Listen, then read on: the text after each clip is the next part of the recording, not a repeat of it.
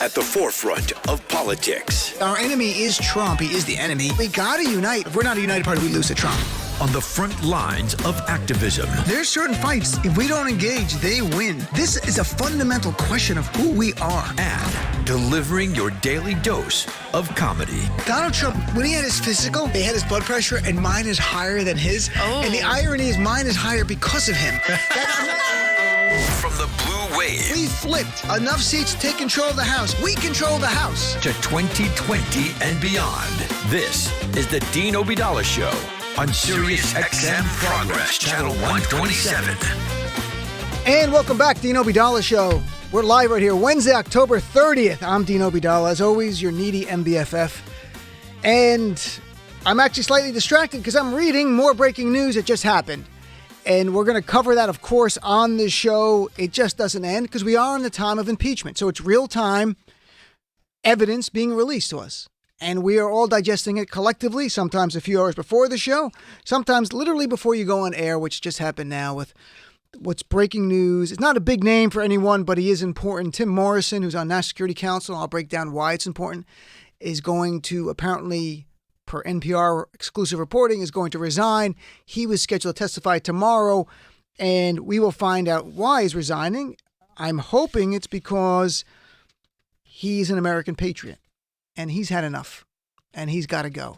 And Tim Morrison's name comes up in the testimony of Bill Taylor a lot. That's what I was looking at in the break here right before we started. We'll go through that in a second. Quick thing, 370 days to the most important election of our lives. That's how many days to November 3rd, 2020. That is the day everything that we believe in as progressives and as people who oppose Trump, that is the day. That is the day that we will have a reckoning in this nation if Trump is on the ballot. Assuming he is, that's the day. So we are now not only 96 days away from the first Democratic contest. Iowa, February 3rd, is the Iowa caucus.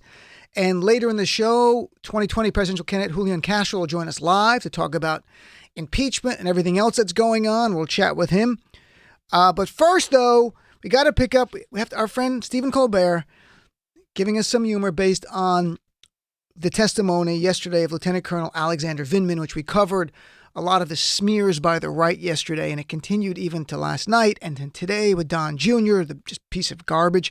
But here is Colbert on who Vindman poses a direct threat to. He does to Trump, but really directly to Ambassador Gordon Sondland. And reminding everyone, when you hear Sondland, think Trump stooge.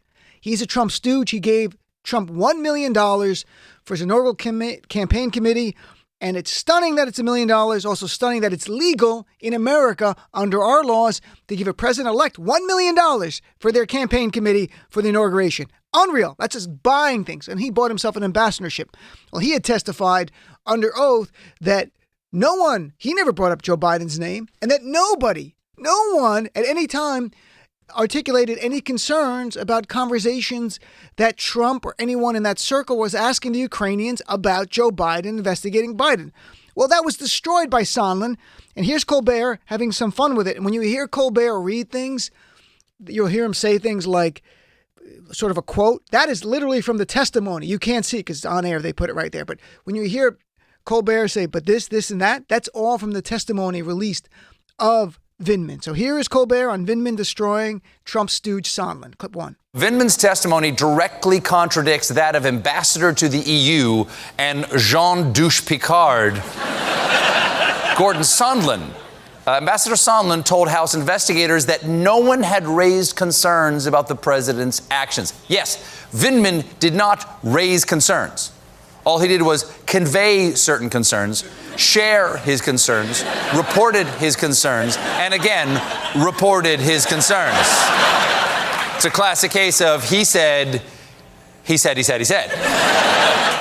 So Colbert was reading parts of the opening statement of Vindman there where he flagged it twice to National Security Council lawyers, actually went in once in person to talk to them, articulating his concerns, what went on. And then here's Colbert on Colonel Vindman's amazing bio, which was, of course, smeared by Republicans. But here's clip 2. Vindman's record is sterling. According to his opening statement, for more than 2 decades, it has been my honor to serve as an officer in the United States Army. I served multiple overseas tours in Iraq. I was wounded in an IED attack and awarded the Purple Heart. The privilege of serving my country is not only rooted in my military service, but also in my personal history. I sit here as a lieutenant colonel in the United States Army, an immigrant.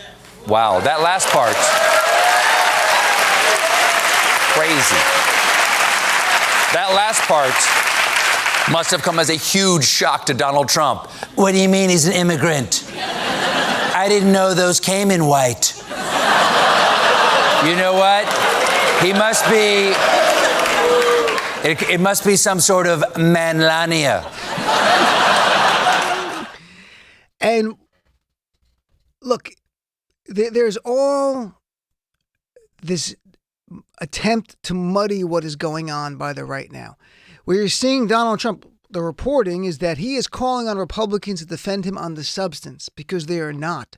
They are defending him on process, because nobody, not the most loyal Trumper, except for a handful at most, want to get in the way of what's happening because they don't know what's going down. No one knows what's going to drop next. That's the reality.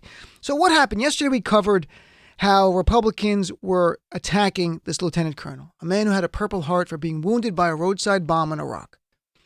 They called him a spy. They said he was more loyal to Ukraine because he was born there. He came at 3, lived his whole life here. He's been 20 years as an Army officer. And it continued. Today, this morning, Donald Trump tweeting, yesterday's Never Trumper witness could find no quid pro quo in the transcript of the phone call.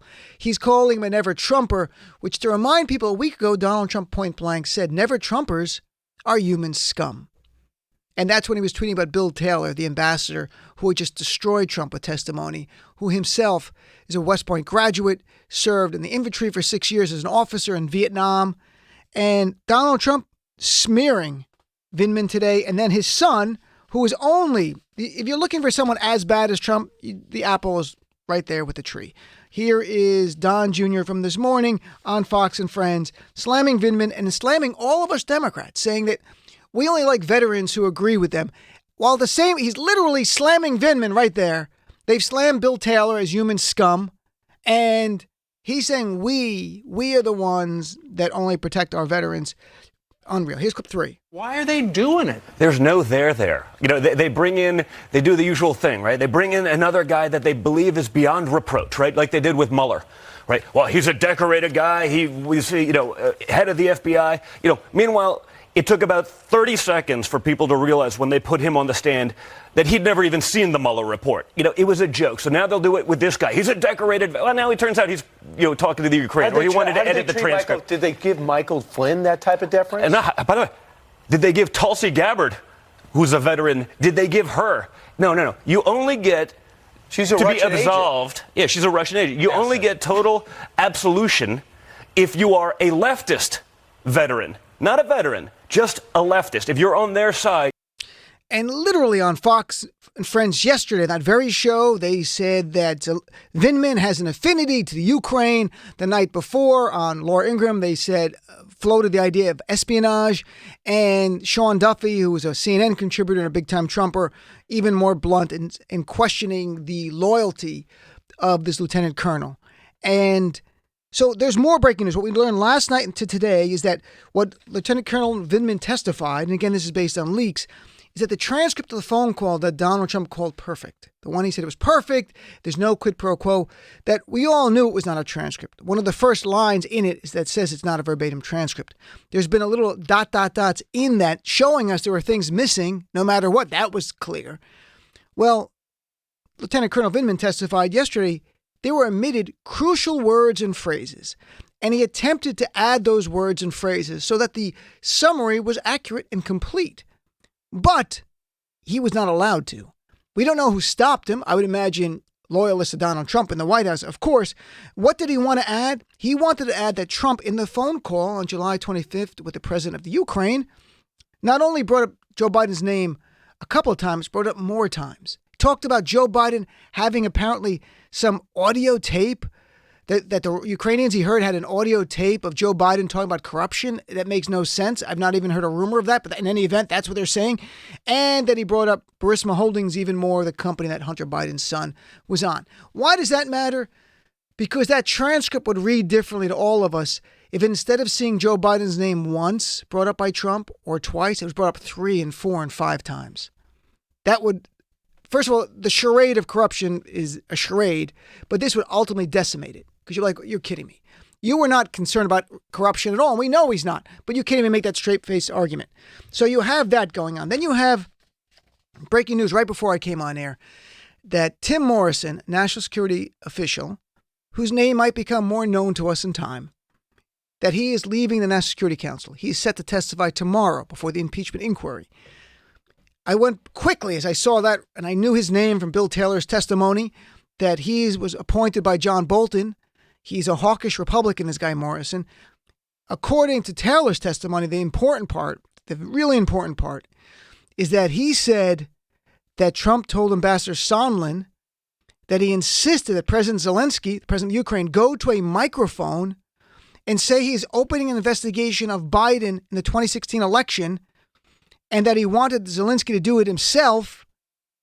And the bottom line is, if he didn't do that, he didn't get anything, including no aid and no meeting with Trump. So Morrison is another person who's going to destroy Sondland. It's looking like Sondland's going to be the person who, if he flips, Trump is in big trouble. And you wonder, this guy's a hotelier. Is that the right way to pronounce it? He runs a lot of hotels. A wealthy guy. He's so wealthy of a Republican that he gave $1 million to Trump to become an ambassador. He paid for his own downfall. That's the irony of this. If Sondland flips, it's going to make the case to prosecute Trump. And I don't mean for impeachment. I mean for crimes, for extortion. And Danny Savalas on last night from MSNBC. Danny's a very straight shooter. That's why I have him on to talk about law, because he's a center-left guy in reality, but when it comes to law, he's right down the middle. I know it pisses off some of my fellow progressives, but I want him to be down the middle so we know the law. He made it clear last night, if you were listening, that the facts that he's seen so far seem, not completely, but seem to fulfill the elements for extortion. That's a felony with Donald Trump. Under the color of law, withholding aid, in this case government benefits, to another country for his personal gain. That's using it corruptly. That's withholding something corruptly under the federal statute. So this is where we are. We have breaking news. And then what does Mitch McConnell say on the floor of the Senate today? Does he come out and say, oh my God, finally, someone's got to do something about the crimes on what's this thing? Donald Trump is the most criminal president in American history. Of course not. What did Mitch McConnell do? He went on the floor of the Senate to attack the process and Nancy Pelosi. Let's play a little of this just to show you how the GOP and McConnell continue to show to all of us that they are more concerned with protecting Donald Trump than protecting our Constitution and protecting the rule of law and protecting the government as we know it. So here's clip number 6. We'll jump Any down such inquiry must be conducted by the highest standards of fairness and due process. But thus far, this time around, instead of setting a high bar, House Democrats seem determined to set a new low. Speaker Pelosi has initiated a bizarre process, starting with the fact that she began it with a press conference instead of a proper vote of the House. The process seems to be treating chairmanship as though he were a de facto special prosecutor. So there's Mitch McConnell more upset with the process and the crimes of their beloved Donald Trump. We have to so defeat Mitch McConnell. We got to defeat Lindsey Graham and Mitch McConnell. I'll do everything on this show. Whoever the nominee is against him, Jamie Harris, I think is going to be on next week or the week after. He's been on before. He's the Democratic likely nominee against Lindsey Graham. He's a great guy. Got to support him. And whoever the nominee is against McConnell, I know Amy McGrath is running, but I understand other Democrats are running too. So I hope they just nominate the strongest candidate who can defeat Mitch McConnell. And we will have that person on all the time. I hope if you have money, you can donate to them because these candidates need that. This is how we win. We got to win the Senate back and get rid of this garbage. So here's where we are. Let's take a quick break. We got a lot of guests tonight. We've got Julian Zelizer coming. We have 2 Julians. One is Julian, one Julian. We have Julian Zelizer at 6:30. Julian Castro in the next hour. At the top of the next hour, Qasim Rashid. There's a He's running for state Senate in Virginia. This Tuesday in Virginia, the entire state assembly and state Senate is up. So if you're in Virginia, you got to get out. We only need a few seats in the House of Delegates, it's called. That's their assembly. And Democrats can finally control that chamber. Senate's a little tougher. But my friend Qasim Rashid is running. He's a Democrat for 2020. Trump for